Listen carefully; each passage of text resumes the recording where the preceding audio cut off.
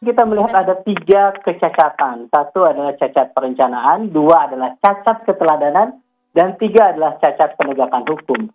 Jadi cacat perencanaan seharusnya ini bisa diantisipasi. Presiden datang membawa rombongan, kemudian di perjalanan seharusnya aparat negara, KSP-nya, Presiden Jokowi bisa mengantisipasi ini, tidak menggunakan jalur darat misalnya, bisa dengan jalur udara misalnya. Dan yang kedua, mempersiapkan sembako souvenir untuk dibagikan. Ini akan mengundang kerumunan. Saya katakan yang kedua cacat keteladanan. Pak Jokowi datang di situ kemudian melempar souvenir kepada kerumunan massa yang begitu besar. Jadi apakah akan dipertontonkan ya ketidakberdayaan masyarakat? Tadi dikatakan memang antusiasme. Antusiasmenya ada 2, memang ingin ketemu Pak Jokowi atau ingin mendapatkan hadiah sembako souvenir dari Pak Jokowi. Dan ini seharusnya sebagai presiden melihat dampaknya akan mengundang kerumunan masyarakat hadir, protokol kesehatan dilanggar. Yang ketiga adalah cacat penegakan hukum. Jadi pasca kejadian ini tidak ada yang diproses secara hukum, maka kita patut mempertanyakan. Karena kejadian kerumunan ini ketika era Pak Habib Rizik misalnya yang melakukan itu, kemudian orang berbicara tentang bagaimana penegakan hukum yang terjadi. Kehadiran saat ini Pak Jokowi perlu ditanyakan. Saya melihat ada potensi pelanggaran yang dilakukan. Baik misalnya pelanggaran terhadap telegram Polri terkait dengan protokol kesehatan, maupun undang-undang KUHP yang melarang orang hadir di situ ketika ada kerumunan, kemudian tidak langsung pergi. Sayangnya memang kita tidak mendengar apakah ada aparat yang meminta segera Pak Jokowi pergi di situ. Kalau misalnya itu terjadi, maka yang terjadi adalah Pak Jokowi melanggar KUHP itu, termasuk juga melanggar undang-undang kekarantinaan. Jadi saya kira potensi yang terjadi penyebaran di saat ribuan orang di NTT terkena positif COVID, saya kira, dan seluruh Indonesia sudah mencapai 1,3 juta. Ya, saya kira boleh saja berargumen bahwa itu spontanitas, tapi kalau kita melihat berbagai data, fakta yang kita lihat ya, itu ada semacam souvenir yang dibagikan. Menurut saya itu betul-betul cacat secara etik dan keteladanan. Jadi kalau mau bantu masyarakat, sebelum datang Pak Jokowi bantu saja bagikan sembako itu kepada masyarakat, atau pulangnya berikan kepada masyarakat sembako. Tapi tidak mempertontonkan untuk melempar begitu saja ke kerumunan orang gitu. Jadi, dan ini sebelum COVID saja kami mengkritik, apalagi sedang COVID. Saya kira Pak Jokowi harus merasakan seperti orang-orang yang terkena COVID saat ini. Bagaimana ketika dia misalnya kena COVID, saya 1 bulan isolasi mandiri karena COVID ya. Itu merasakan bagaimana tidak nyaman, tidak enaknya, bagaimana susah bernafas dan yang lainnya. Saya kira seharusnya stand of crisis seorang pemimpin, dari mulai level beliau sampai kepada daerah, dan aparatnya juga harus mengantisipasi sebaik-baiknya kunjungan itu. Saya sungguh miris, beliau mengatakan kecewa terkait dengan kebijakan PPKM, kemudian pembatasan kegiatan masyarakat, tetapi yang terjadi beliau mempertontonkan itu. Saya kira ini menjadi evaluasi bagi kita semua. Yang kedua, yang paling penting adalah di negara hukum, penegakan hukum bagi semua. Saya kira kita harus melihat sebagaimana peristiwa dulu Habib Rizik dipreteli pasal-pasal hukumnya. Saat ini seharusnya hal yang sama ditujukan kepada Pak Jokowi. Sebagai pemimpin, beliau harus adil terhadap dirinya dan juga adil kepada masyarakat. Juga para penegak hukum, saya kira harus melakukan hal yang sama. Harus dipanggil siapa kira-kira yang bertanggung jawab itu. Dan apakah perbuatan Pak Jokowi melempar souvenir kepada masyarakat itu adalah berpotensi menambah kerumunan. Yang awalnya mereka tertib, kemudian karena ada pembagian ini, sehingga tidak bisa diatur. Di Amerika negara maju, tapi tindakannya zalim dan tidak beradab. Nah, kita akan menjadi negara maju juga. Kita akan jadi negara maju ini. Itu nanti pada waktunya Cina nomor 1, India nomor 2, Indonesia nomor 3, Amerika nomor 4. Tahun 2220 Amerika sudah keluar dia. Nah, dan kita jadi penentu di dunia ini. Nah, ketika kita menjadi penentu dunia ini, kita tidak akan menebar kezaliman. Kita ingin bangsa kita ini menjadi bangsa yang menjunjung tinggi adab dan moralitas. Nah, gitu. Makanya MUI menyiapkan itu, strategi perjuangan umat Islam untuk mewujudkan NKRI yang maju, adil dan beradab. Tetapi adil dan beradab tidak hanya ke dunia, ke dalam juga. Karena hari ini negara kita sudah mulai maju, sudah 20 besar, tapi keadilan belum tegak. Saya tadi baca 2 orang bapak-bapak mencuri semangka. Curi semangka 2 bulan kena penjara. Curi semangka, mungkin dia lapar begitu kali ya. Mungkin dia ingin membasahi tenggorokan, ada semangka, dia ambil, kena hukuman 2 bulan. Sasa bagus itu. Orang kalau mencuri berarti mengambil yang bukan hak, dihukum. Ada orang memotong pohon mangrove, 1 batang dia potong, kena hukuman 2 tahun dan denda 1 miliar. Bagus tak teman? Ya bagus. Dia mencuri kan? Tapi yang nyurinya 35 triliun kok nggak diapa-apain? Nah ini yang jadi pertanyaan ini. Nyurinya hanya sebatang pohon mangrove 2 tahun kena. Nyurinya hanya sebuah buah semangka 2 bulan kenanya. Nyurinya 35 triliun sampai hari ini nggak ditangkap-tangkap. Kenapa dia ditangkap? Karena dia lari. Emangnya kenapa kalau dia larinya cepat minta ampun? Dikejar dengan pesawat jet nggak dapat itu, lari minta ampun. Tapi bagi saya ya, dalam dunia digital sekarang ini, siapa sih yang nggak bisa dicari? Dalam dunia digital hari ini, siapa sih yang nggak bisa dicari? Bisa dicari semuanya. Cuma pertanyaan, mau nggak nyari ya itu? Mau nggak menangkapnya? Oleh karena itu kesimpulan saya, negeri kita sudah mulai menapak maju, tapi keadilan belum tegak. Hukum di negeri ini tajam ke bawah, tumpul ke atas. Nah, gitu ya. Lalu kita mencita-citakan nanti ya, kalau negeri kita sudah maju, kita maunya ya, hukum itu ya, tidak hanya tajam ke bawah, tapi tajam ke atas. Dalam implementasinya tidak ada diskriminasi. Siapapun dia, semua orang sama di depan hukum. Nah, gitu baru bagus itu. Baru bagus. Nah, dan kita juga ingin ya, negeri kita ini menjadi negeri yang beradab. Kalau hari ini saya lihat ya, negeri kita ini memang tidak semuanya ya, memang tidak semuanya, tapi tidak mencerminkan. Jadi bapak-bapak dan ibu, kita mencita-citakan ya, NKRI yang kita cintai, yang kita bela hari ini ya, itu nanti dia menjadi negara maju, tapi negara itu betul-betul berusaha untuk menegakkan keadilan.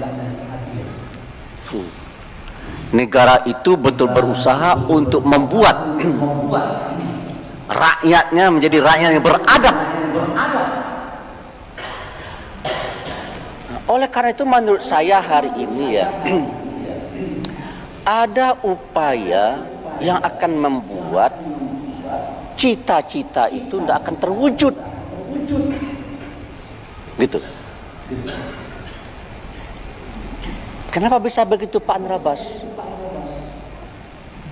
Karena dalam bidang ekonomi saya lihat ya, yang terjadi hari ini adalah pelanggaran terhadap firman-firman Allah. Jadi ini saya ini backgroundnya ekonomi. Itu Bapak, saya backgroundnya ekonomi. Tuhan bilang begini, likailah dulatan bainal aghnia. Harta itu tidak boleh hanya berputar di segelintir orang. Tuh, likailah dulatan bainal aghnia. Dan sekarang di negeri ini itu sudah terjadi. Dari mana Pak Andrabas menyimpulkan bahwa itu sudah terjadi? Pelanggaran terhadap firman Allah itu sudah terjadi. Dari indeks gini. Kalau harta itu berputar di segelintir orang, maka itu orang selain akan menguasai ekonomi, selain dia yang menjadi penentu dalam bidang ekonomi, dia juga akan jadi penentu dalam bidang politik. Nah, gitu tuh teorinya tuh. Kalau dia sudah kuasai ekonomi, dia akan kuasai politik. Kalau dia, kenapa dia menguasai ekonomi? Udah jelas lah kita, karena dia kaya kan? Kan dia kaya, pahamlah kita. Ya, karena dia kaya, dia menguasai ekonomi. Tapi kok dia juga bisa menguasai politik, Pak Andrabas? Karena politik kita politik transaksional. Gitu. Ada nggak calon wali kota yang pernah nyalon wali kota sini? Kata teman saya sekarang jadi menteri, saya tanya sama beliau, Pak, Bapak ini kan tahu lah dari Sabang sampai Merauke,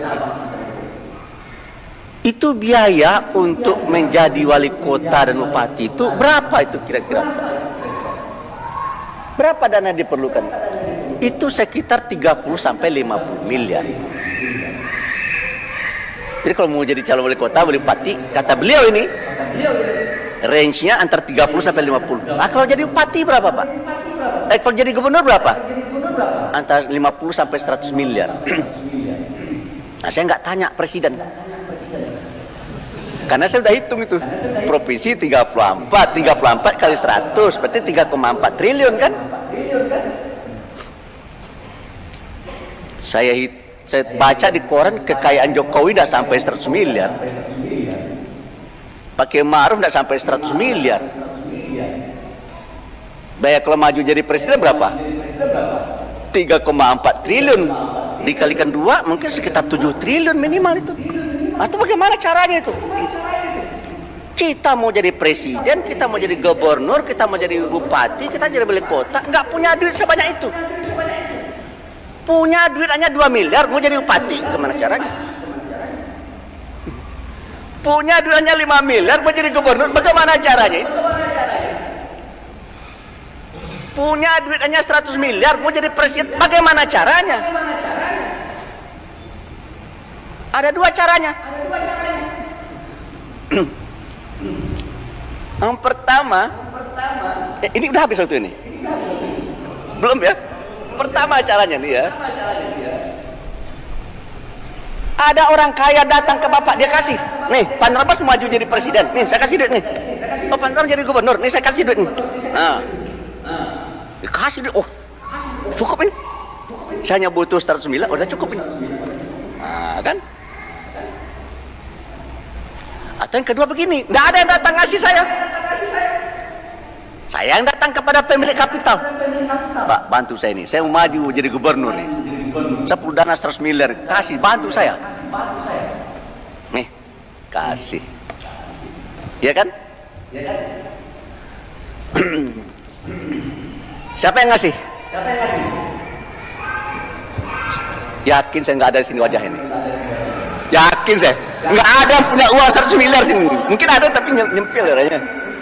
Mana bisa kita yang ngasih? Itu yang bisa mengasih itu. Yang uangnya memang banyak. Siapa di negeri ini yang uangnya banyak, Pak Andrabas? Saya lihat kulitnya nggak ada juga di sini. Matanya juga nggak ada di sini. Ya itu saudara-saudara kita dari etnis Cina. 10 orang terkaya di negeri ini, 8 Chinese, 1 keturunan India, 1 pribumi. Tuh. Umat Islam berapa jumlah negeri ini? 87,17%. Kita bulatkan 90%. 90% umat Islam di negeri. Dari 10 orang terkaya, hanya 1 yang beragama Islam. Yang 9 tidak beragama Islam. Dalam teorinya tadi bagaimana? Yang menjadi penentu di satu negeri, ini bukan kata saya. Kalau menggugat saya, gugat yang mengatakannya. Yang menyatakan ini nama Profesor Dr. Jeffrey Winters dalam bukunya Oligarch. Dan yang kedua adalah Noam Chomsky dalam bukunya Who Rule the World, siapa yang memimpin dunia. Kata mereka berdua, yang menjadi penentu di satu negara adalah orang yang memiliki kapital, orang yang super kaya. Karena dialah yang akan menguasai ekonomi dan dia akan menguasai politik.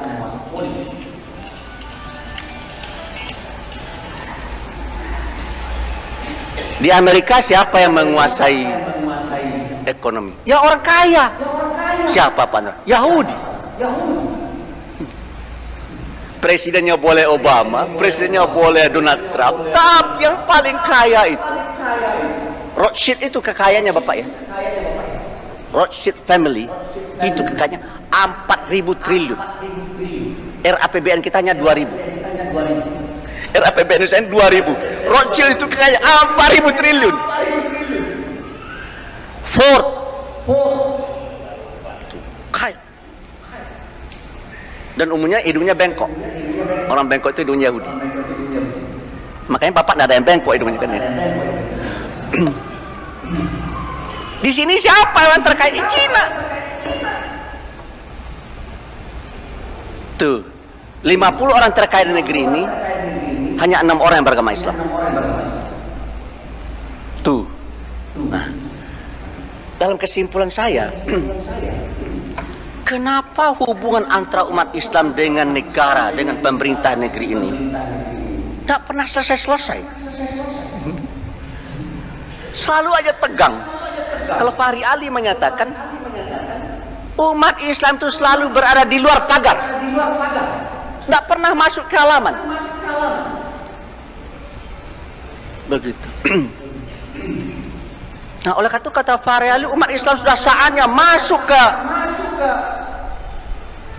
lompat pagar masuk ke halaman dan masuk ke dalam rumah itu. Artinya ikut memegang kekuasaan.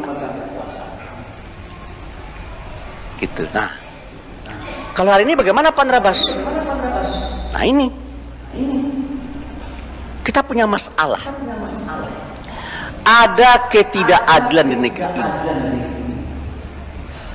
Ketidakadilan apa? Ketidakadilan proporsional. Semestinya dari 10 orang terkaya di negeri, 9 beragama Islam. Karena kita 90% kan? Karena kita 90%, 9 orang terkaya umat Islam. Terus Pak Nrabas rencananya mau mengecilkan mereka? Enggak, saya tidak ingin mengecilkan mereka. Silakan mereka tetap kaya. Cuma strategi ke depan harus dirubah. Emangnya strategi hari ini bagaimana Pak Nrabas? Kalau strategi hari ini kan trickle down effect. Yang dibantu, yang difasilitasi itu kan orang-orang kaya semua. Orang miskin tidak dibantu ini. Ini Pak Nrabas jangan asal ngomong. Nggak asal ngomong, ada datanya. Coba yang oleh Bapak ya. Ada PBI, Peraturan Bank Indonesia nomor 14 tahun 2012. Bapak buka aja Google nanti. PBI Peraturan Bank Indonesia nomor 14 tahun 2012 tentang UMKM. UMKM itu usaha mikro kecil menengah. Jumlahnya Bapak ya 99,99%. Kalau diunitkan, jumlah unitnya 62 juta.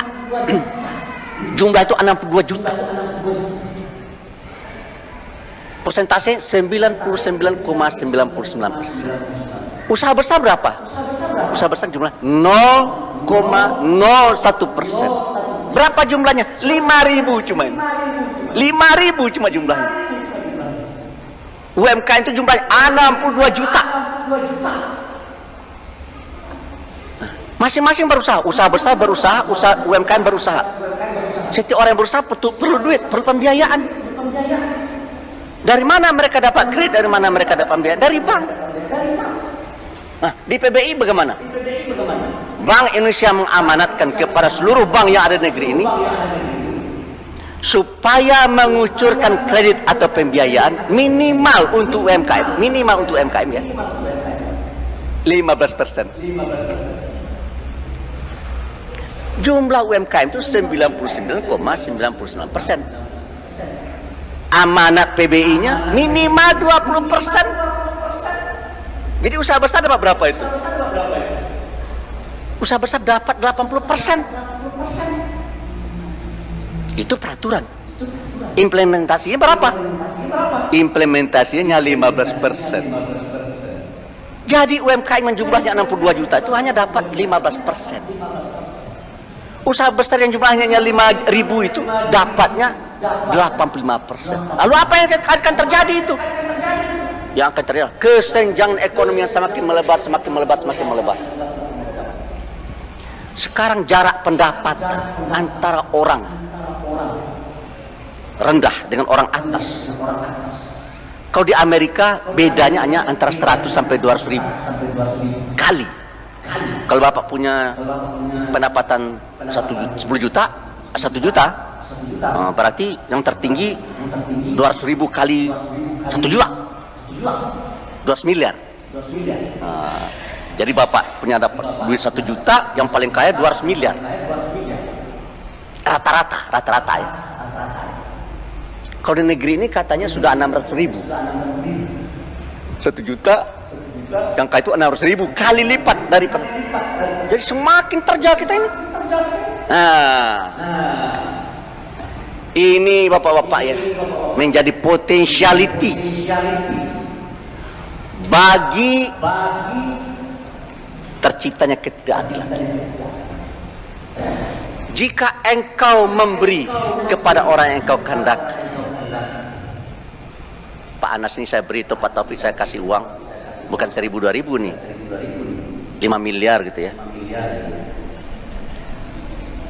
maka saya akan bisa memerintah dia.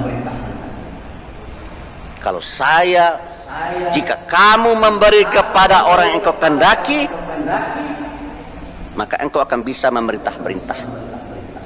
Kalau 1.000-2.000 belum, 1 juta juga belum, 1 miliar sudah mulai. Dia mau maju jadi bupati 50 miliar, akan lebih mudah bagi saya untuk memerintah. Was'al man syi'ta fa innaka asiru. Dan jika engkau meminta-minta kepada orang, maka engkau akan menjadi tawanannya. Pertanyaan saya, ada nggak pemimpin di negeri ini yang dikasih duit? Nih, mau maju gubernur, nih, maju bupati, nih, jadi wali kota, nih. Untuk presiden saya tidak sebut. Nanti kalau ada menggugat, saya bilang, saya tidak nyebut nih, untuk presiden tidak saya sebut nih, gubernur saya sebut nih. Nyaris tidak ada, dikasih semuanya. Kalau tidak dia kepada istrinya dikasih, kalau tidak kepada istri, kepada anaknya dikasih. Ada gak pemimpin negeri yang tidak minta-minta? Nyaris semuanya minta-minta. Nah, kalau gitu apa yang terjadi itu? Yang terjadi adalah banyak pemimpin di negeri ini yang diperintah-perintah. Siapa yang merintahnya? Pemilik kapital, pemilik modal, yang membiayai dia. Banyak pemimpin negeri ini yang sudah tertawan. Siapa yang menawan dia? Pemilik kapital. Nah, oleh karena itu bagi saya terpikir Bapak ya, kalau mereka yang kaya, mereka perintah-perintah kita untuk berbuat yang tidak benar.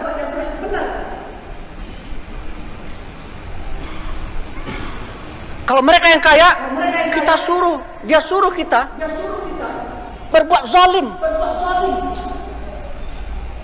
Karena dengan cara itulah dia bisa mendapatkan untung yang lebih besar. Nah, kita enggak. Kita nanti kalau kaya, kita biaya ini. Pak Taufik maju, kita kasih berapa? 50 miliar, kasih. Bilang, kalau jadi gubernur, jadi bupati, harus yang adil ya. Jangan karena saya kasih kamu duit, lalu kamu berbuat tidak. Kenapa? Karena kita muslim. Yang namanya muslim itu adalah, kalau dia berbuat, dia pasti berbuat rahmatan lil alamin.